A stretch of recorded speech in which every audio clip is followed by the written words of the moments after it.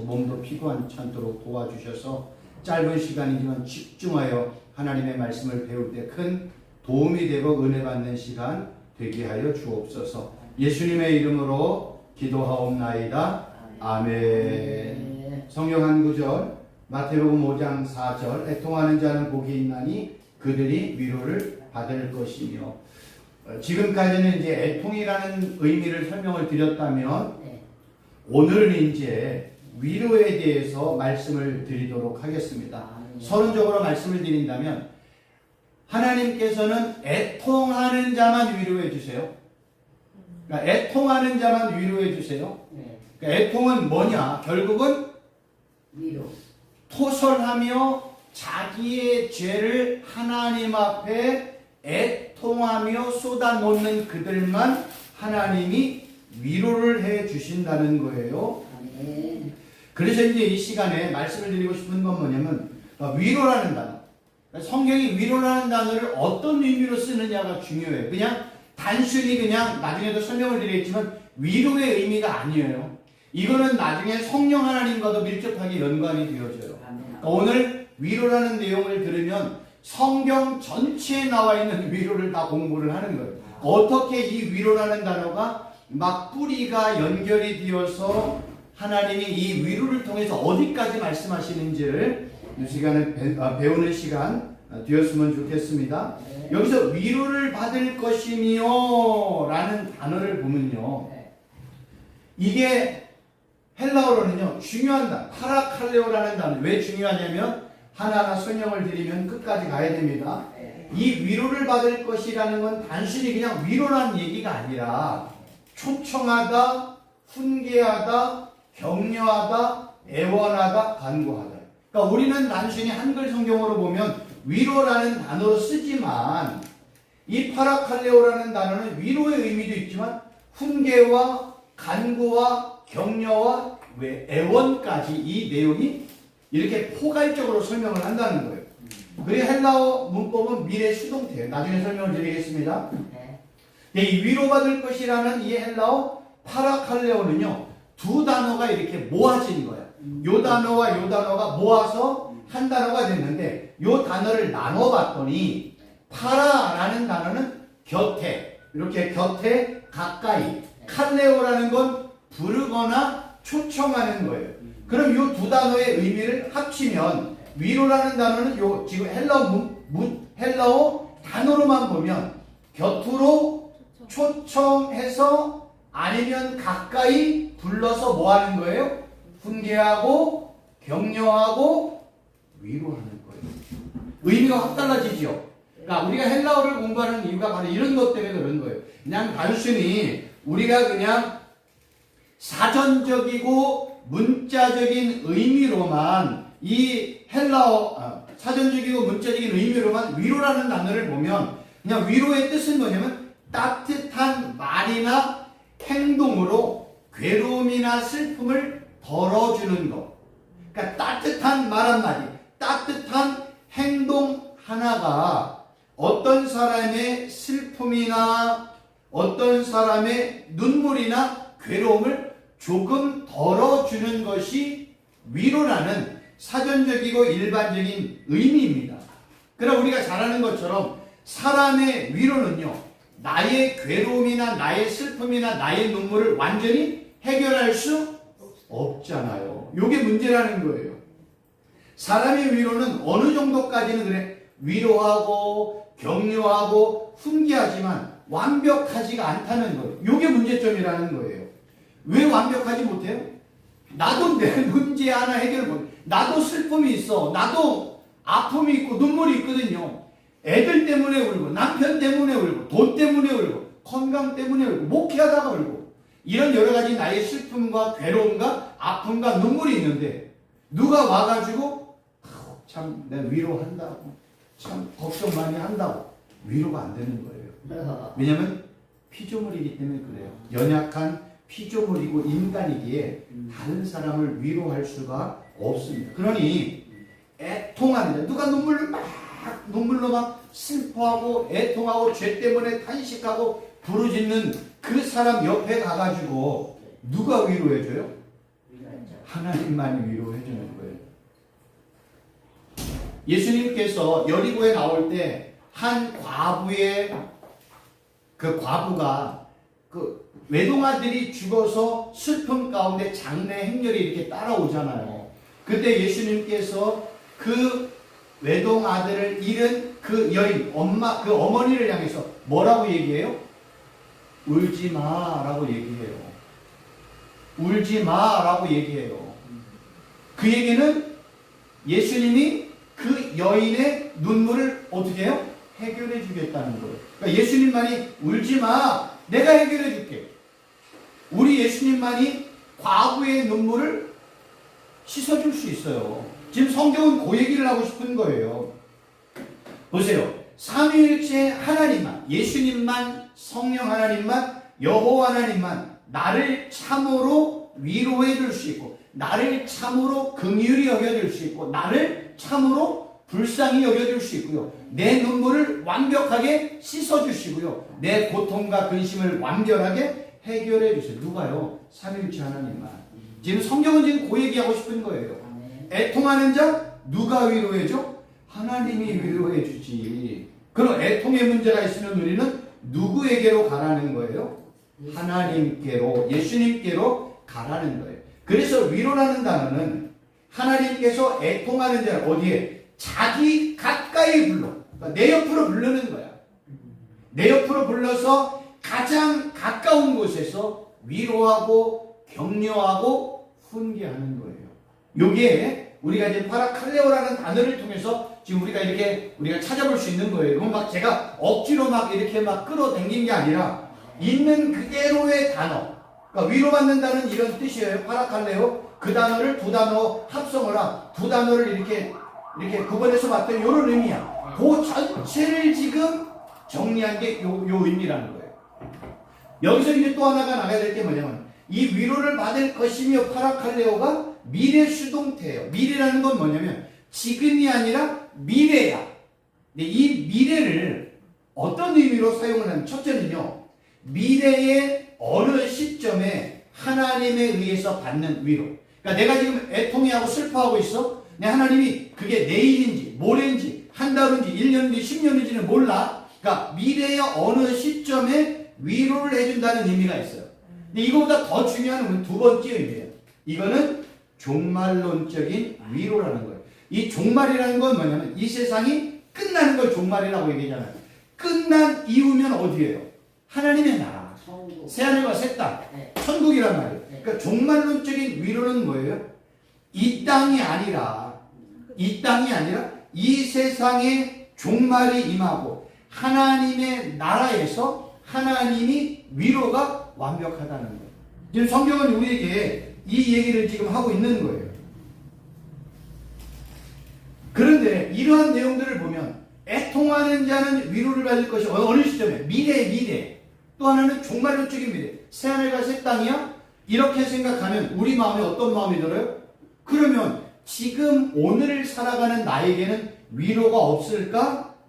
나는 뭐 미래에 천국 가서만 내 눈물이 씻겨지고 근심이 완벽하게 해결되고 지금 이 땅을 살아가는 지금 현재로는 내 눈물은 하나님이 못 씻겨주고 지금 내 슬픔과 근심은 하나님이 못 해결해 주는가? 아니라는 거죠. 그래서 나온 성경 구절이 있어요. 히브리서 4장 16절 우리가 잘 아는 거. 그러므로 우리가 긍휼하심을 받고 때를 따라 돕는 은혜를 얻기 위해 은혜의 보좌 앞에 담대히 나아갈 것이니라. 이런 표현이요. 구약에는 어떻게 표현되는 줄 아세요? 히브리서 기자는요. 뭐라고 하냐면 때를 따라 돕는 하나님의, 그러니까 때때로 내가 필요할 때, 나의 도움이 필요할 때 하나님께서 그 때를 따라 돕는다는 거예요. 이게 구약적인 표현은 뭐냐면 하나님께서 때에 맞게끔 하늘에서 뭐를 내려줘요? 이른 비와 늦은 비를 때에 맞게끔 적절하게 하나님 비를 내려주신다는 거예요. 그래서 제가 몇 번 얘기했잖아요. 비가 와야 될 때 비가 안 와. 그럼 뭐가? 가뭄이 일어나는 거야, 가뭄. 근데 비가 멈춰야 되는데 비가 너무 많이 와. 그럼 어떻게 돼요? 홍수가 나는 거예요. 그러니까 하나님이 비도 때에 맞게끔 이른 비와 늦은 적절하게 필요한 이른 비와 늦은 비를 내려주시는 것처럼 하나님께서는 때를 따라 우리에게 돕는 은혜를 베풀어 주신다는 거예요. 우리가 잘 아는 것처럼 우리 하나님은 전지전능하시잖아요. 그러니까 내가 지금 무엇 때문에 잠을 못 자고 무엇 때문에 근심하고 무엇 때문에 통회하며 잡아가는지 우리 하나님 예수님 성령 하나님 너무나 잘 알고 있다는 거예요. 내 상황을 너무나 완벽하게 알고 전지전능하시니까. 그럼 이 전지전능하신 분이 나의 상황을 다 알고 있기 때문에 나는 뭐만 하면 돼요? 때를 따라 돕는 은혜를 얻기 어디에 나가면 돼요? 은혜의 보좌 앞에 나가면 돼요. 은혜의 보좌 얘기하면 우리는 맨날 어디를 생각해요? 1차적인 의미는 예배당이 맞아요. 은혜의 보좌. 근데 우리가 예배당을 못 갈 때가 있어. 그럼 어떻게 해? 은혜의 보좌는 어디예요? 내 안이 은혜의 보좌예요. 그래서 무릎 꿇는데. 왜 내 안이 은혜의 보좌예요? 우리가 구약 시대에는요 하나님의 임재의 상징이 항상 뭐로 설명이 되었어요? 구약 시대에는 하나님의 임재의 상징이 성막이었어요. 이거는 뭘로 지었어요? 천. 근데 이 다음에는 성막 다음에는 뭘로 이루어졌어요? 성전이 이루어졌죠. 이거는 뭘로 이루어졌어요? 돌이나 금으로 이루어졌단 말이에요. 금이나 은으로. 이거는 천으로 천막이에요. 그러니까 성경이 이 성전으로 끝이 난단 말이에요. 그런데 신약 시대에 왔더니 예수님이 뭐라고 말씀하세요? 내가 성전이지 이렇게 얘기한단 말이에요. 그러잖아요. 그러니까 성전이 돌과 금과 은의 개념이 누구로 바뀌었어요? 예수님으로 바뀌었네. 그리고 예수님이 승천하고 난 이후에 고린도전서에 가보니까 성경에 뭐라고 그랬어요? 성령 하나님이 거하는 곳이 어디라고요? 그게 성전이라고. 근데 성령님이 어디 거하네? 내 안에 거하네. 내 마음 안에 거하네. 그러면 성전은 지금 어디에 이루어진 거예요? 내 안에 이루어지고 있는 거예요. 그러니까 여러분들이 이 의미를 두 가지를 잘 알아요. 그러니까 장소의 개념도 중요하지만 이 장소의 개념을 이제 초월해가지고 성전이 어디로 들어왔어요? 내 안으로 들어왔단 말이에요. 그러면 내가 가는 곳마다 뭐가 될 수 있다? 성전이 될 수 있는 거예요. 그러니까 이런 의미를 잘 깨달아야 되는 거예요. 이게 이제 성경 그래서 성경은 뭘 강조해요? 구약에도 성전. 구약이 강조하는 게 성전이잖아. 이 성전은 뭐를 의미하는 거예요? 하나님의 임재를 의미하잖아. 임재. 예수님도 성전이잖아. 그러니까 예수님이 가는 곳마다 뭐가 임하는 거예요? 예수님의 임재가 임하네. 근데 예수님은 단점이 하나가 있어. 무슨 단점이 있어요? 시간과 공간의 제약을 받았잖아요. 그래서 예수님이 갈릴리 예수님은 유다에 없어.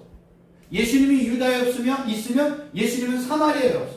이게 예수님의 시공간적인 제한이에요. 근데 이걸 완벽하게 예수님이 하나님 보좌 앞에 올라가려면 하나님한테 예수님이 성령을 우리 안에 보내주셨잖아요. 근데 성령님은 뭐가 없어요? 시공간에 제약이 없네. 무수부지하네. 동시에 어디든지 거하네. 우리 목사님들이나 제 안에 지금 동시에 거하네. 미국이나 일본이나 프랑스나 한국이나 어디에든 하나님은 동시에 성령님 역사하시네. 이렇게 바뀐 거예요. 아멘. 그래서 우리가 성령 하나님을 모시고 사는 모든 사람은 내가 지금 뭐가 되었다? 성전이 되었다. 아멘. 요거를 꼭 기억하세요. 그래서 내가 가는 곳마다 성전이에요. 그러니까 성전이 된 나를 하나님이 원하는 수준은 뭘까요? 거룩이죠. 거룩. 아멘. 구약시대의 성전은 왜 망했어요? 타락했잖아요. 뭘로 타락했어요? 우상숭배. 이 우상숭배가 가장 큰 문제란 말이에요. 이 우상으로 타락이 됐단 말이에요. 심지어는 성전이 여기 있어요. 성전이. 그럼 이 옆에다가 집을 지어놓고 우상숭배를 한 거예요. 우상숭배. 얼마나 우상이 많았냐면 동네 이름의 숫자만큼 우상이 많았다고 성경에 기록이 되어 있잖아요. 그러니까 성전이 타락은 우상숭배예요. 그러면 예수님을 모시고 사는 성령 하나님의 임재 가운데 사는 우리도 뭐가 우리를 가장 타락하게 만들어요? 우상숭배. 우상숭배를 바울은 뭘로 표현했어요? 탐욕이라고 얘기했잖아요. 탐욕. 탐욕은 우상숭배라. 이 탐욕은 뭐에 대한 탐욕이에요? 요한일서 보니까 육신의 정욕, 안목의 정욕, 이생의 자. 또는 이 탐욕은 뭘로 역사해요? 돈. 그걸 만몬이라고 얘기하잖아요. 만몬 이렇게.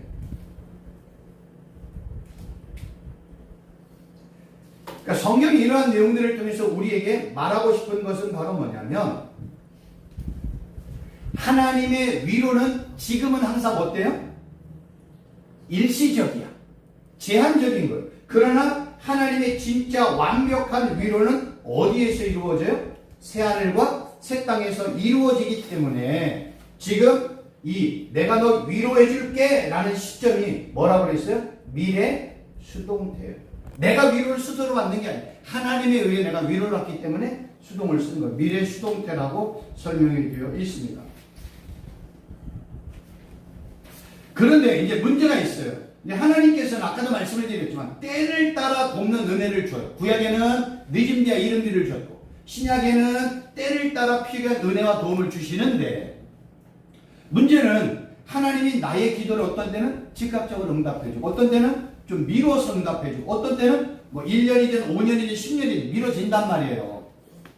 근데 어떤 때는 하나님이 이 잠시 미루는 게 아니라 어느 정도의 기간을 두고 미루실 때가 있어요. 나는 지금 당장 이 문제가 해결받고 싶은데 하나님은 1년이 지나도 3년이 지나도 5년이 지나도 하나님은 반응을 안 하신단 말이에요.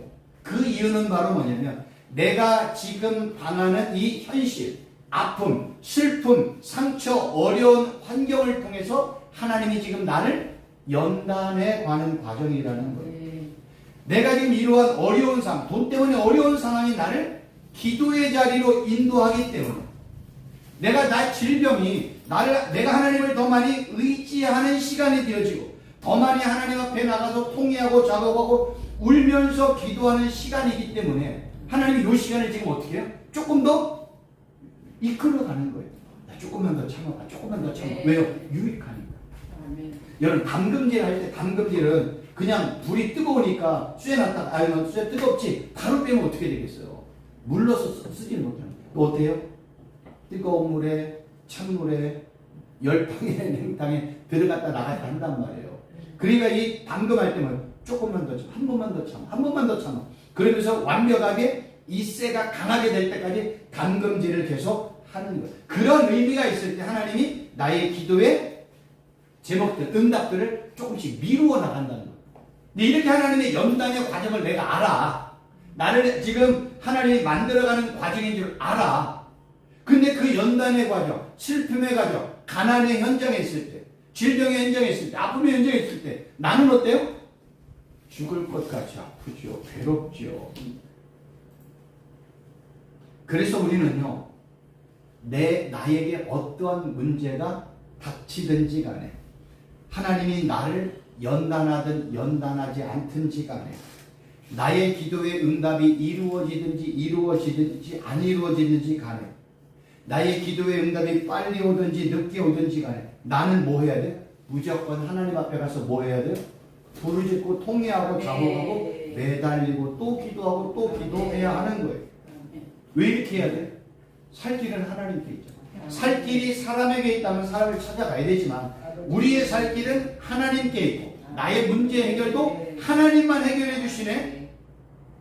그러니까 성경은 이런 여러 가지 내용들을 우리에게 이건 하나님이 나를 교회로 만들고 나를 예수님의 몸된 교회, 예수님의 거룩한 신부로, 예수님의 종으로, 하나님의 성숙한 아들로 만들어가는 과정인 걸 내가 알아. 근데 나는 괴롭거든. 그 우리는 하나님의 뜻을 알면서도 내가 너무 괴로우니까 나는 어때요? 부르짖고 기도하고 간구하고 애통해하며 하나님 앞에 나아가서 내 문제가 해결될 때까지 기도하는 방법뿐이 없어. 그러니까 한쪽에서는 연단도 얘기하고 한쪽에서는 또 뭐라고 그래? 계속해서 기도해야지. 두 가지가 다 있는 거야. 그러니까 하나님의 뜻을 아니까 그 인내하며 기다리지만 나에게는 이 문제도 해결하고 싶고 그러니까 이게 두 가지 세 가지가 복합적으로 성경이 우리에게 이야기하고 있는 거예요. 우리는 뭐만 해야 돼? 부르짖어 기도해야죠. 부르짖어 기도해야죠. 그럼 하나님이 이 땅에서 우리를 위로해 주신다라는 내용의 말씀을 드리는 거예요. 그러면 이제 하나님이 이렇게 위로를 어떤 때는 조금 미루실 때는 어때요? 연단의 과정인 걸 알았어요? 그러면 구약이 말하는 연단과 신약이 말하는 연단의 내용을 제가 좀 설명을 드리도록 할게요.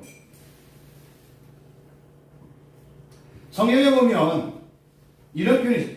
그러나 내가 가는 길을 그가 아시나니 욥기 23장 10절 그가 나를 단련하신 후에는 내가 순군같이 나오리라. 여기서 이제 연단이라는 단어를 좀 잘 배우셔야 돼요.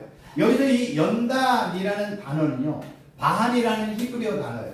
근데 연단의 의미보다도 검사하다, 시험하다, 입증하다는 거예요. 그러니까 연단의 의미가. 그러면 하나님께서 하나님의 백성들의 마음을 연단하시는 이유는 뭘까? 이유는 여기 있어요. 사람의 마음은요, 여러 가지의 혹독한 시련과 고난을 통해서만이 사람들의 마음이 정결하게 되어지고 깨끗하게 되어지고 지혜를 얻고 하나님으로 믿고 고백할 수 있고 하나님의 백성으로 온전히 살 수 있기 때문에 하나님께서 우리를 어떤 때는 시험하고 검사하고 연단하고 훈련하는 거예요. 그러니까 하나님의 목적은 바로 여기에 있는 거예요. 그래서 히브리서의 내용을 보면 이런 단어가 있어요. 히브리서의 내용을 보면 제가 이 내용이 너무 많아가지고 못 써왔는데 읽어드릴게요. 히브리서 12장 6절 8절 주께서 그 사랑하시는 자를 징계하시고 그가 받아들이시는 아들마다 채찍질하심이라 하였으니 너희가 참음은 징계를 받기 위함이라 하나님이 아들과 같이 너희를 대우하시나니 어찌 아버지가 징계하지 않는 아들이 있으리요. 징계는 다 받는 것이오늘 너희에게 없으면 사생되어 친아들이 아니다. 지금 이제 연단을 얘기하면서 신약으로 넘어갔더니 연단이라는 단어를 안 쓰고 뭘 써요? 징계라는 단어를 쓴다는 거예요. 하나 더 빨리 갔네요 제가. 신약의 연단도 제가 설명을 드릴게요. 제가 너무 빨리 갔습니다. 구약의 연단을 지금 설명을 드렸다면 신약의 연단도요 비슷한 표현이 있어요. 구약의 연단은 이런 뜻이에요. 시험하고 검사하고 입증하는 건데 이 신약의 연단은 이런 귀나조라는 단어를 쓰는데요. 연습장에서 우리가 레슬링하는 사람들을 보면 우통을 다 벗잖아요. 레슬링하는 사람이 우통 입고 하는 사람 아무도 없잖아요. 다 위를 벗고 연습하고 훈련하는 거예요. 그러니까 강하게 체력적인 훈련을 받는다는 의미가 그냥 신약의 연단, 그래서 인내는 연단, 뭐 연단은 뭐 이런 표현이 있잖아요. 그 연단의 의미라는 거예요. 근데 이 연단이라는 귀나조가 비유적인 의미로 쓰면 뭐냐면 마음과 영의 능력을 연단하는 거예요. 우리의 마음을 강하게 하는 거예요. 우리의 영을 강하게 훈련하는 거예요. 마치 강렬한 불 속에 쇠를 강하게 재현하듯이 하나님이 연단과 징계와 시험과 시련을 통해서 성도들의 마음을 강하게 하고 마음을 강제하고 이런 표현이 나오잖아요. 구약에 보면 여호수아가 가나안 땅 점령에 나갈 때 어때요? 뭐가 무너졌어요? 마음이 무너졌잖아요. 내가 늘 쫓아 의지했던 모세 선생님, 능력과 권세가 하늘이 없구만. 하나님과 직통 계시야. 하나님의 임재가 임하면 그 모세가 기도하는 그 천막에 막 하나님의 임재의 구름이 막 역사하고 모세가 말 한마디만 하면 막 사람들이 죽어나가는 이런 일들을 가까이에서 모세의 종이 여호수아가 다 봤단 말이에요. 그래 그 내가 믿었던 태산 같은 지도자가 사라졌네. 그럼 내 마음은 어때요? 염려와 걱정이 태산처럼 오는 거예요. 그때 하나님이 여호수아에게 뭐 얘기해요? 마음 강하게 담대하게 요 얘기를 많이 하는 거예요. 이 얘기를 하나님은 우리를 뭐예요? 마음을 강하게 하고 우리의 영을 강하게 하는 거예요. 그래서 우리를 강하고 온전하게 성숙시키는 거예요. 그리고 경건에 전념하기 위해서 이렇게 연단하는 거예요. 분별력 훈련을 위해서 의의 평강의 열매를 맺게 하기 위해서 탐욕의 훈련을 하기 위해서 연단하는 거예요. 마지막으로 예수님의 고난에 동참하기 위해서 우리를 연단하시는 거예요. 이게 이제 구약과 신약이 우리에게 설명하고 있는 연단의 이제 이런 설명이라는 거죠. 근데 이 구약의 연단과 신약의 연단을 설명하고 난 이후에 히브리서에 봤더니 조금 더 다른 표현으로 쓰고 있어요. 히브리서 여기 주께서 그 사랑하시는 자를 징계하시고 그에 받으신 아들마다 채찍질하심이라 너희가 참으면 징계를 받기 위함이라 하나님이 아들과 같이 너희를 대우하시는 어찌 아버지가 징계하지 않는 아들이시오. 징계는 다 받는 것이오를 너희에게 없으면 사생되어 친아들이 아니라. 그러니까 하나님은 우리를 뭘로 만들었어요? 예수님을 나의 구주로 영접하는 성도들을 하나님은 뭘로 만들었어요? 아빠 아버지라 부를 수 있도록 은혜를 베풀어 줬잖아요. 그래서 우리는 하나님을 뭘로 불러? 아버지, 아빠라고 부른단 말이에요. 그러니까 우리는 하나님의 아들이야. 그러니까 하나님은 아들마다 뭐 한다고 그래요? 징계하는 거예요. 징계라는 단어가 우리의 그 순수한 한글로 보면 의미 자체가 징계라는 건 뭔가 잘못해서 막 이렇게 그냥 채찍하는 의미잖아요. 근데 헬라어로는요, 어떤 의미냐? 어린아이를 가르치듯이 훈련시키고 교육하거나 징발하는 것. 또 영적으로는요, 지도하고 교정하고 습관을 들여 하는 것. 또 회개하게 하고 깨달음을 줄 때. 이게 징계라는 단어. 그러니까 우리 한글 성경으로는 이 내용을 다 담을 수가 없는 거야. 그렇잖아요. 우리를 교육하고 훈련하고 징벌을 해요. 근데 우리가 뭔가를 잘못하면 요거는 요렇게 하는 거야. 요거는 요렇게 이렇게 교정하고 또 습관을 들일 수 있도록 하나하나 가르쳐 주는 것이 징계라는 단어예요. 근데 이 징계라는 헬라어 문법이 뭐예요? 현재 능동태, 현재 능동태. 지금 한다는 거예요. 지금 징계하고 연단은.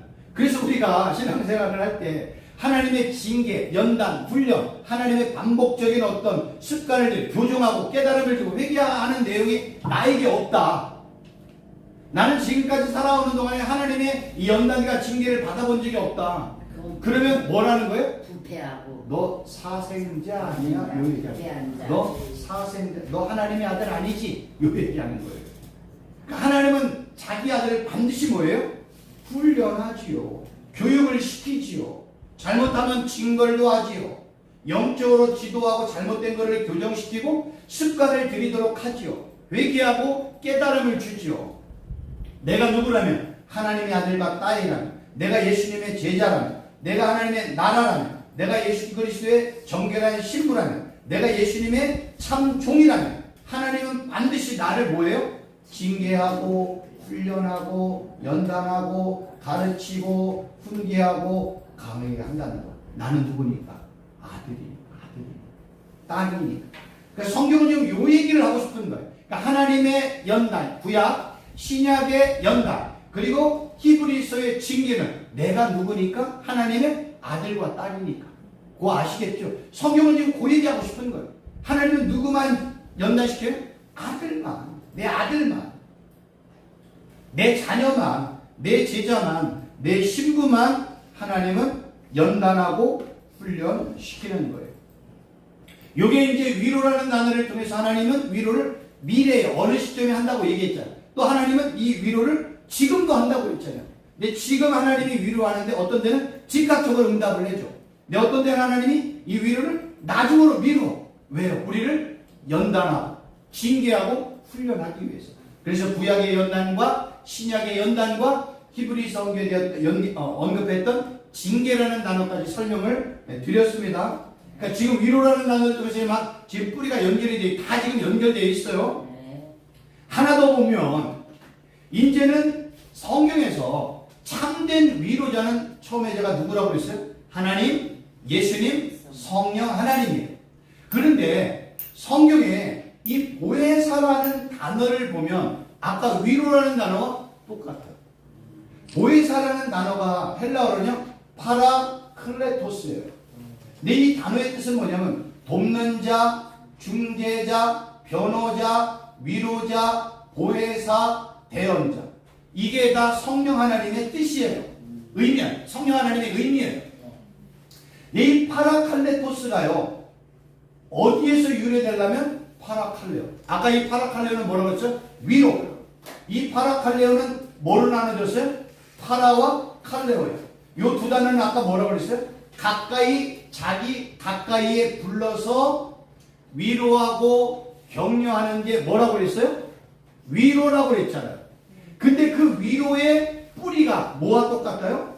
보혜사 성령이신 파라클레토스와 뿌리가 똑같아. 그러니까 위로와 성령님은 뿌리가 똑같아. 그럼 성령님도 우리를 위로할 때 어떻게 위로하는 거예요? 나를 자기 가까이에 불러서 나를 위로하고 돕고 가르치고 중지하고 교제하고 동행하고 진리의 말씀을 깨닫게 하고 하나님의 일과 사역을 함께 동역할 수 있도록 나를 가장 가까이에서 돕는 분이 누구라고요? 성령 하나님. 제가 그 얘기하고 싶은 거예요. 그 위로는 누구만이 할 수 있다? 하나님만이 하는구나. 예수님만이 위로를 하는구나. 근데 그 위로라는 단어의 뿌리를 봤더니 무엇과 비슷하다? 무엇과 똑같다? 보혜사 성령님과 똑같다. 여러분, 성령 하나님은요, 우리에게 많은 것들을 우리에게 도움을 주는 거예요. 나를 가장 가까이서 돕는 분이 누구예요? 성령님. 나를 또 중재해. 나를 또 하나님 앞에서 변호도 안 해. 위로도 안 해. 대언도 해주시네.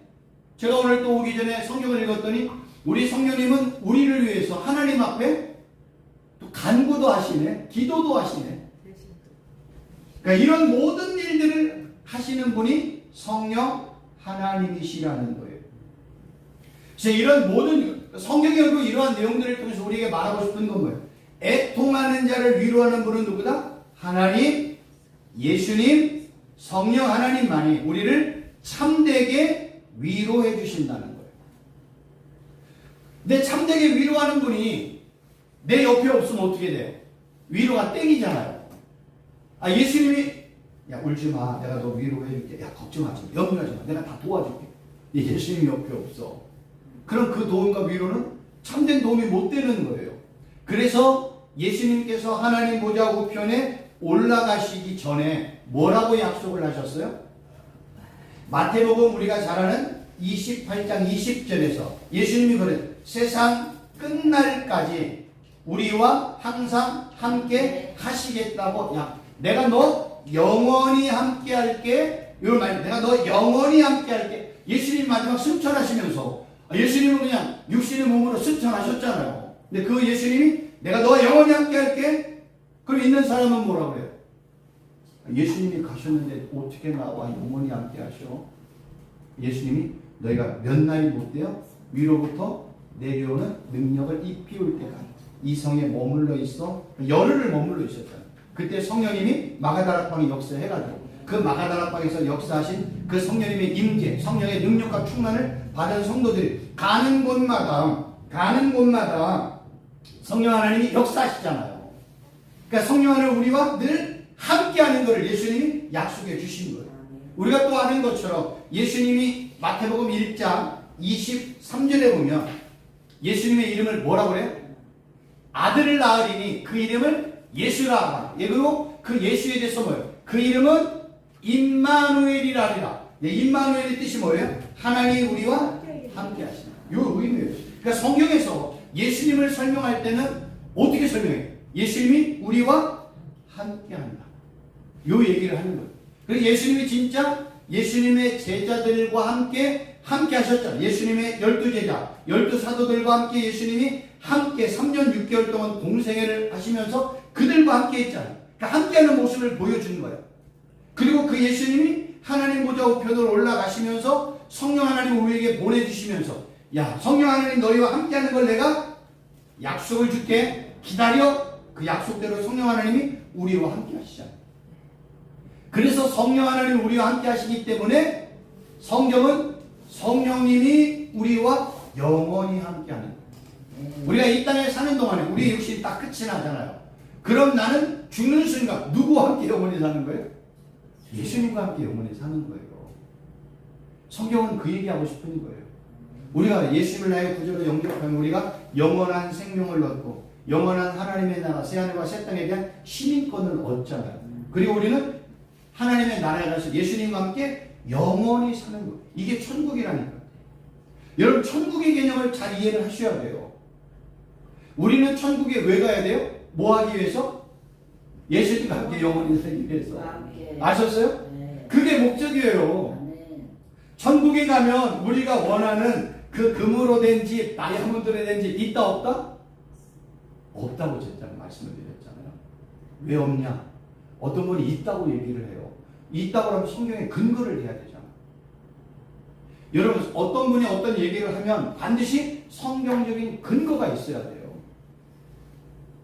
왜 저는 새하늘과 새 땅에 많은 사람들이 나는 이 땅에서 좀 어려운 집에 살고 가난하게 살고 뭐 방도 조그만 게 살았기 때문에 새하늘과 새 땅에 가면 나는 정말로 금으로 된 아름다운 그 집에서 그냥 살 거야. 신천지 같은 경우는 그러잖아요. 네. 천국에 가면 사람마다 한 사람마다 다 뭐 갔는데 못 들으셨어요? 신천지 그러잖아요. 이만희가 신천지에 속한 사람들은 하나님의 나라 왕국이 임하면 다 자기가 통치하는 뭐가 있다? 못 들으셨어요? 나라가 있다잖아요. 나라가. 그래서 이렇게 유튜브에 봤더니 너는 어느 나라를 통치하고 싶어? 나는 미국. 너는 나는 일본. 너는 어느 나라? 나는 프랑스. 난 대한민국. 이렇게 얘기한단 말이에요. 그럼 북한은 누가 통치해? 이만희가 통치해? 어려운 저 나라는 뭐 케냐나 뭐 이런 누가 통치해요? 예, 첫 번째 질문. 두 번째, 신천지는 몇 명이 구원받는데요? 13. 그러면 지금 전 세계에 나라가 몇 개가 있어요? 250개 될까? 그러면 14만 4천 중에 300개도 안 되는 나라, 그럼 나머지 13만 몇천 명은 어떻게 되는 거예요? 이런 상식적인 얘기만 돼도 말이 안 돼. 그럼 너도 미국, 쟤도 미국, 얘도 미국. 그럼 거기는 하나님의 나라가 아니라 뭐예요? 악의 다툼이 되겠네. 그럼 천국이 아니네. 천국에서 싸우면 어떻게 돼요? 또 하나. 천국에서 예를 들어서 우리 목사님들은 열심히 사역해가지고 천국에서 막 금으로 다이아몬드로 된 막 만평, 100만 평 막 이런 집에서 막 너무 막 살아 막. 그리고 막 하루에 세 끼도 막 정찬으로 막 오늘은 롯데 뷔페, 다음 날은 삼성 뷔페 이런 식으로 매일 먹어. 근데 저는 하나님 앞에서 충성스럽지 못해가지고 개털 모자 쓰고 그 집에서 살고 있어. 그럼 제 마음엔 어떤 마음이 생겨요? 어떤 마음이 생겨요? 제 마음엔? 막 여러분들은 막 너무 의리한데 저는 막 개털집에서 그냥 거적대기 하나 깔고 그냥 거기서 영원히 살아야 돼. 그럼 제 안에 어떤 마음이 생겨요? 분노가 생기지 않겠어요? 분노? 저놈 내가 죽여서 뺏어와야 되겠다. 마음이 생겨 안 생겨요? 저분은 막 우리 목사님들은 막 영원히 막 호화롭게 사는데 나는 개털 모자 쓰고 개집에서 영원히 살아야 돼. 이게 천국이야? 이게 말이 돼야 안 돼요? 누구는 조건, 누구는 뭐 개털 모자로 거지같이 영원히 살아야 돼. 그 천국 저 가고 싶겠어요? 안 가지. 여러분, 저는 호화롭게 살아. 근데 여러분들은 개털 모자 쓰고 개집에서, 돼지집에서 살아. 거기서 영원히 살 거예요? 영원히 살 거예요? 아니니까. 그럼 자기는 다 천국 가서 막 미국 다스리고 막 100만 명, 1000만 명에서 산다고. 왜 나는 개집에서 개털 모자 갖고 사는 거 왜 생각은 못해? 거꾸로도 생각을 해야지. 그러니까 상급이 있잖아요. 그래서 얘기하는 거예요. 목사님은 상급을 네. 1000억을 받았어. 저는 상급이 100원 받았어. 네. 그러면 목사님은 1000억 가지고 영원히 막 호화롭게 사는데 저는 100원 가지고 그지같이 영원히 살아야 돼. 저는 그 천국 갈 거야, 안 갈 거야? 안 가죠. 그게 천국이에요? 아니, 목사님은 천국이 좋고 저는 천국이 싫어. 그런 천국 뭐하러 가요? 천국은 모든 사람이 다 똑같이 천국해야지. 그렇지 않겠어요? 모든 사람이 다 동일하게 축복받고 은혜 받고 사는 게 천국이어야지. 누구는 막 1000억, 막 1조, 100조 가지고 사는데 저는 그냥 1000원 가지고 막 1000원 가지고 어떻게 영원히 살아? 한 끼 먹으면 다 끝나는데. 그런 천국을 제가 왜 가겠어요? 그걸 설명해 봐주시라. 그래서 제가 얘기하는 거예요. 그래서 어떤 얘기를 할 때는 반드시 성경적인 근거가 있어요. 그것도 정확하게. 네. 성경에 보면 예수님이 그래. 요한계시는 새 하늘과 새 땅이 임하면 첫 번째 하늘과 첫 번째 땅과 바다도 뭐예요? 사라지는 거예요. 첫 번째 하늘과 첫 번째 땅은 하나님이 창조한 땅이에요. 이건 우리가 지금 살고 있는 땅이에요. 새 하늘과 새 땅은 이건 다 뭐예요? 불로 사라지는 거예요. 그러면 새 하늘과 새 땅이 하늘로부터 우리에게 내려오는 거예요. 우리도 새 하늘과 새 땅에 살기 위해서 우리의 몸이 어때요? 예수님의 영광스러운 몸으로 바뀌어지는 거예요. 아시겠어요? 그러니까 첫 하늘과 첫 땅에는 뭐가 있어요? 금, 은, 다이아몬드, 우리가 있는 이런 것들이 다 있잖아요. 첫 하늘과 첫 땅에는 다 있잖아요. 우리가 갖고 있는 이 모든 것들은 다 어디 소산이야? 땅의 소산이잖아. 땅의 소산. 그러니까 이 땅에 있는 것들이 첫 하늘과 첫 땅이 다 사라지네. 바다도 없네. 그리고 새 하늘과 새 땅이 오는 거라니까. 근데 이 새 하늘과 새 땅을 왜 내가 첫 하늘과 첫 땅, 하나님의 마지막에 이제 불로 심판받은 이 모든 이 땅에 속한 걸 왜 새 하늘과 새 땅에서 찾아야 돼? 그럼 돼야 안 돼요? 된단 말이에요. 제가 요새 우리 교회 성도들에게 설명하고 있는 게 이제 산상수훈, 이제 우리는 지금 팔복에 대해서 얘기하고 팔복 다음을 지금 이제 하고 있어요. 성경에서 상이라고 얘기할 때 상은 뭔지 아세요? 다른 게 상이 아니에요. 성경에 말하는 상은 우리가 구원받고 영생받는 게 상급이에요. 하나님의 나라가 우리에게 기업으로 상급으로 주셨어요. 우리는 의의 면류관, 생명의 면류관이라고 얘기하잖아요. 면류관이라는 뜻은 뭔지 아세요? 명예, 영예, 명예, 이런 뜻이에요. 그러니까 의의 영광스러움을 우리에게 주는 거예요. 여러분, 의의 면류관을 어떻게 만들 거예요? 생명의 면류관을 어떻게 만들 거예요? 하나님이 우리에게 상급으로 된 건 뭐? 내가 너에게 뭐 줄게? 의 줄게. 의는 누구야? 예수님이 의잖아. 그러니까 의로우신 예수님을 믿으니까 너를 뭘로 만드는 거야? 너 의인이잖아. 의로우신 예수님이 없어. 그러니까 너는 뭐야? 그게 죄야. 그게 죄인이야. 이렇게 얘기하는 거예요. 예수님이 이 땅에 생명의 주님으로 왔죠. 그러니까 예수님 안에 뭐가 있어? 생명이 있어. 그래서 예수님을 믿는 사람이 예수님이 뭐 주는 거야? 생명 주는 거야. 생명주. 그래서 예수님을 생명의 주라고 얘기하는 거예요. 그 예수님을 믿는 것을 생명의 열매를 맺는다고 얘기하는 거예요. 성경은 그런 식으로 설명을 하지. 여러분, 생명의 면류관을 어떻게 만들 거야? 의를 어떻게 설명할 거예요? 이 추상적인 단어를 어떻게 설명할 거예요? 그러니까 이단에 빠지는. 그래서 성경을 잘 아시라는 거예요. 의는 예수님을 믿는 상태를 의라고 얘기도 하고, 예수님 자체가 의로우신 분이에요. 그래서 의로우신 예수님을 믿으니까 너는 의로운 상태라고 하나님이 인정해 주는 거예요. 이거를 바울이 로마서에서 뭐라고 해요? 칭의라고 얘기해요. 신학적인 표현. 칭의는 내가 너를 뭐해? 의롭다고 칭해 줄게. 의롭다고 내가 선언해 줄게. 누군가 예수님을 안 믿는 죄인이 있어. 그가 예수님을 믿고 내 죄를 깨닫고 예수님 나의 구원자 되시어 주님을 영접합니다. 그걸 보고 예수님이 그래 너가 바로 의인이야. 내가 너를 의인으로 인정해 줄게. 칭해 줄게. 이게 칭의예요. 그 안에 뭐 주는 거예요? 생명 주는 거예요. 그러니까 이게 동시다발적으로 일어나는 거예요. 이거를 이제 조직신학에는 시간적으로 나눠서 조직적으로 구분을 하는데, 그게 그냥 의인에게 생명 주는 거예요. 내가 예수님을 믿는 순간 영원한 생명이 내 안에 들어왔네. 그 예수님을 믿는 순간 하나님의 나라의 시민권이 내가 소유하게 됐네. 그리고 나는 그 순간 하나님의 나라가 됐네. 예수님의 거룩한 신부가 됐네. 예수님의 종이 됐네. 하나님의 아들 딸들이 됐네. 그 순간에 나는 하나님을 아빠 아버지라 부를 수 있는 자격이 주어졌네. 이게 동시다발적으로 이루어지는 거예요. 그거를 성경에서 막 여러 가지 이렇게 흩어져 놓으니까 이건 저거 아니 다 한 가지를 얘기하는 거예요. 그래서 하나님께서 우리에게 내가 너 상급 줄게 라는 거는요, 최고의 축복이 뭔지 아세요? 내가 하나님의 나라에 가서 영원히 사는 게 최고의 축복이에요. 여러분, 오늘 죽는 사람이 있어요. 누군가 오늘 교통사고로 해가지고 죽었어요. 그 사람에게 최고의 저주는 뭐예요? 영원한 지옥에서 영원히 사는 게 최고의 저주예요. 내가 하나님의 나라의 시민권을 소유하기 위해서 하나님 나라에서 예수님과 함께 영원히 살면 최고의 축복이라니까. 성경은 상을 그렇게 표현을 하는 거예요. 보세요. 영원하신 하나님이신 예수님이 하나님의 보좌, 영광스러운 보좌를 버리시고 이 땅에 오셨단 말이에요.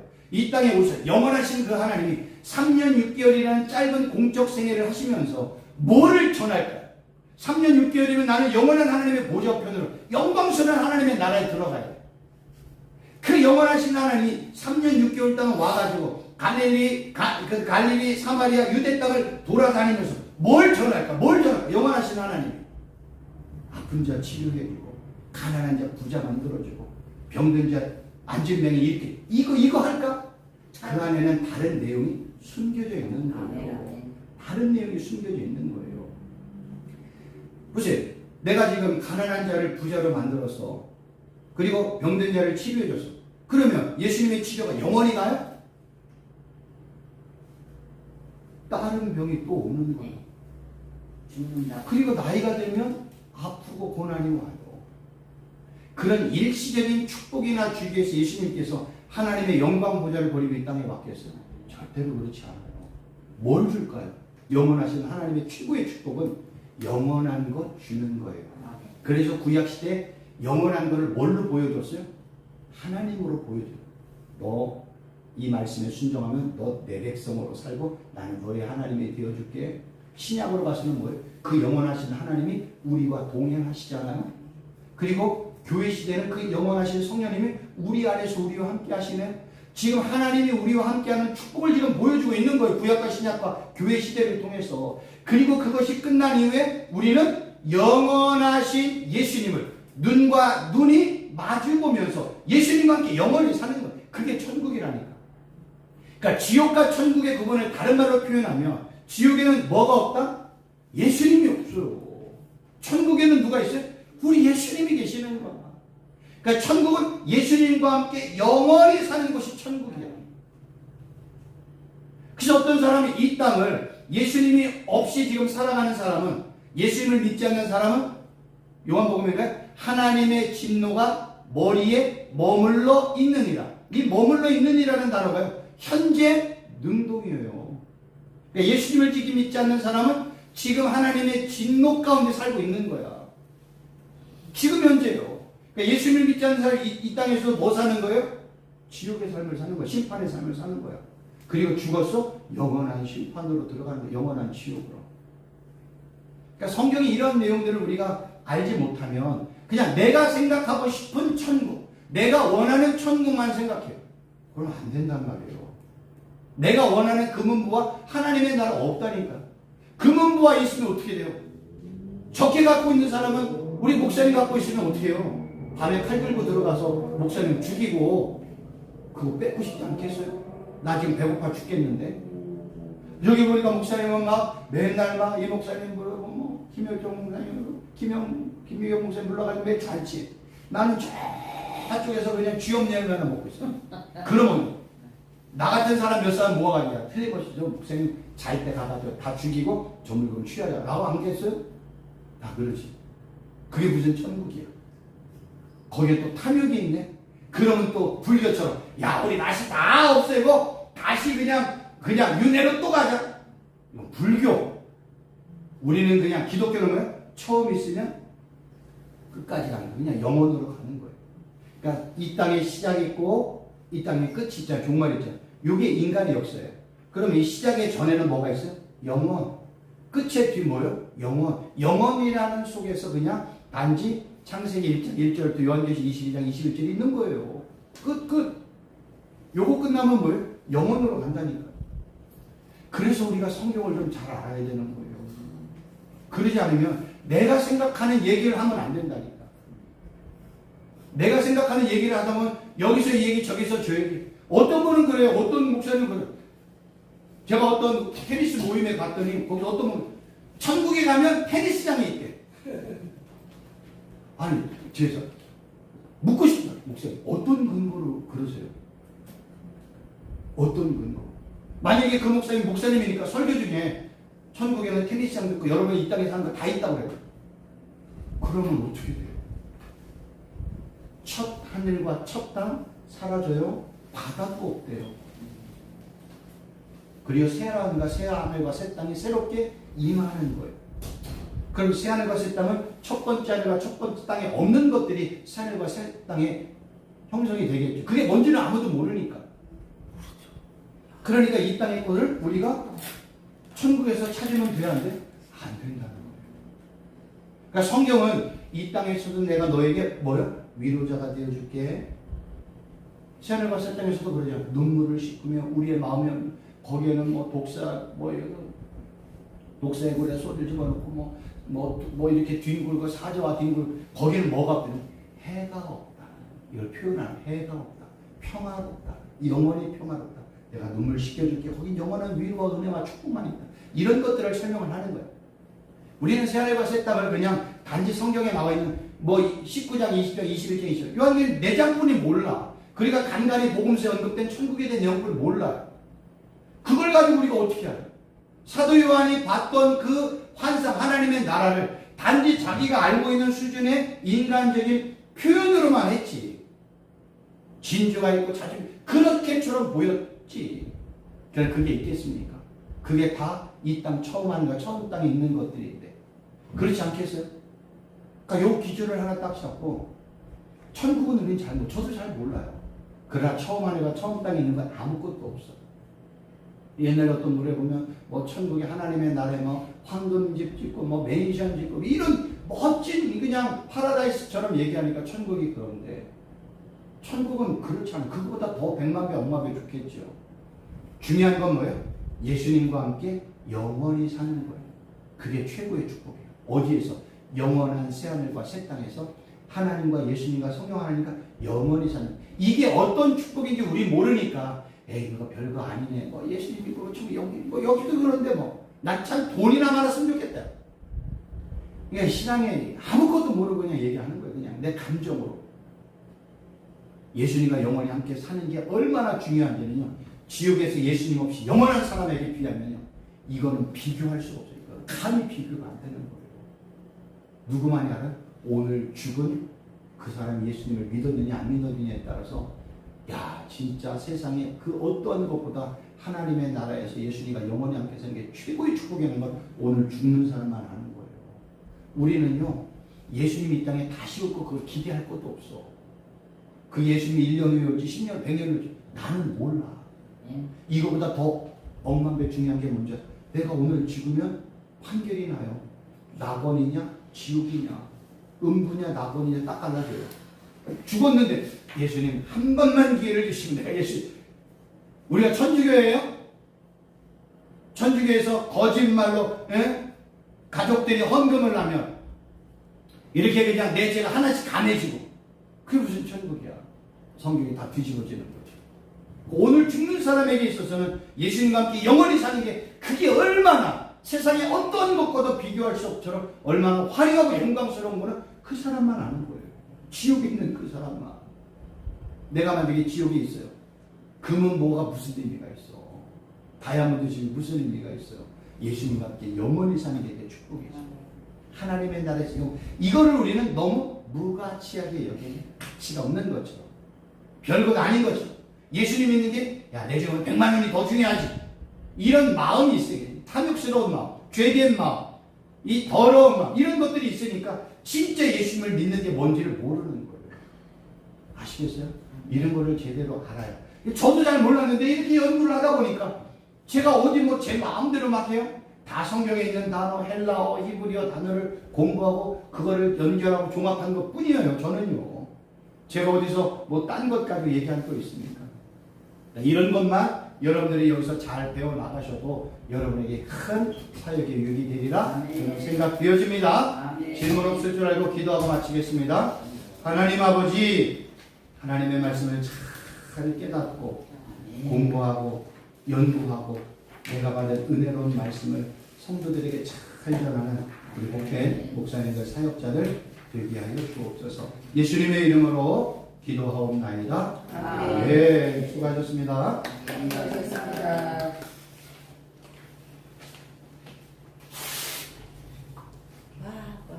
천국의 꽃 목사님, 천국의 컴퓨터 언제 일어났어요? 그러니까요. 말씀 맛있다고? 재밌잖아요. 그러니까 재밌잖아요. 천국의 컴퓨터 언제 일어났어요? 그래서 네가 아니 그러니까 인간들이랑 호라당 넘어가잖아. 목사님을 만나나 의의 멸류관 생명의 멸류관 넣어야 되는데 그게 상급이다. 그럼 열심히 헌금을 많이 해야 되잖아. 그러면 이제 이 2단한테 넘어가는 거야. 내 상급이